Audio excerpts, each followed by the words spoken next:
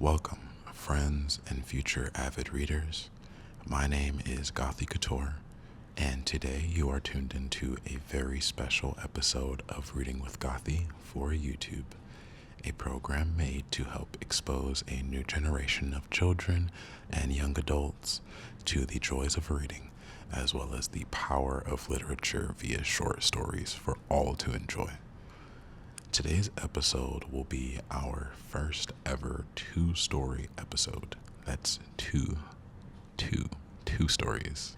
Hopefully allowing for me to spend just a little more time with you guys, sharing more stories for you to enjoy and to fall asleep to, or hopefully just to wind down to on a busy day. Thank you again for all of your support, wherever you are. I appreciate you, and I appreciate you tuning in and just listening to my voice. Today's short story is titled The Best Time to Shout, edited by Story Planets for this program. Once upon a time, in a little house at the edge of the village, lived a kind man and his gentle wife. They were honest and good-hearted, but also very, very slow at making decisions.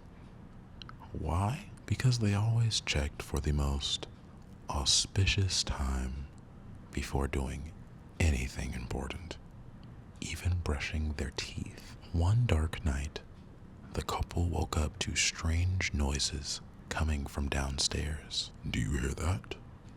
whispered the man. "Yes," said his wife. "It sounds like thieves. Should I shout for help?" "Wait," said the man seriously. "We must check the time chart first. We can't scream at the wrong moment." He tiptoed to the cupboard, lit a tiny clay lamp, and started reading his books. "What does it say?" asked his wife nervously. Said the man. "The first good time to scream is exactly 6 months from now." They quietly crawled back into bed, wrapping their blankets over their heads, while the sneaky thieves downstairs took everything they could. Morning came, and their house was empty. But they didn't panic. Instead, they waited patiently for 6 whole months. Finally, the special day arrived. "Wife," cried the man, "it's time to shout." They ran outside and yelled, "Help! Help! Thieves have taken everything." The neighbors rushed over and looked around. "What thieves?" they asked.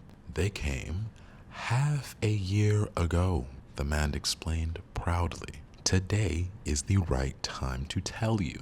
The neighbors couldn't believe their ears. "You waited 6 months to shout for help?" they asked. "Well," shrugged the man, "we were just following the right time." Everyone burst into laughter. The moral of this story is that wisdom isn't just knowing the right time.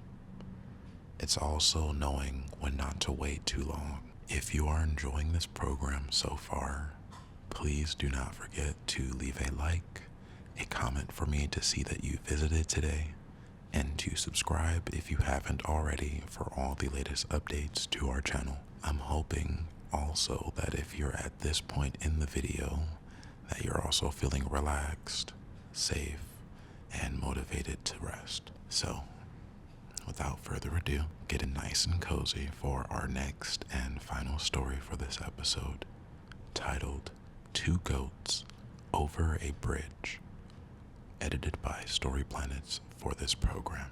There was a river in a small village. People use a narrow bridge built over the river to cross it. One day, a goat was crossing the bridge. He saw another goat crossing the bridge in the opposite direction, and the bridge was so narrow that there was no space for both of them to pass. Both of the goats didn't want to go back.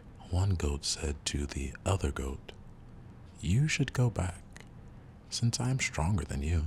The other goat denied, saying that it's stronger. Both of them argued for a little while, and later, One goat put down his horns to fight, to show it is stronger than the other. They fought furiously, and both of them lost their balance and fell into the stream below. The swift current of the stream carried them away in the deep water, and both of them were drowned. After a while, another two goats came on the same bridge in opposite directions. Both of them started quarreling that one goat should give way to the other. But this time, one goat thought for a while and asked the other goat to stop.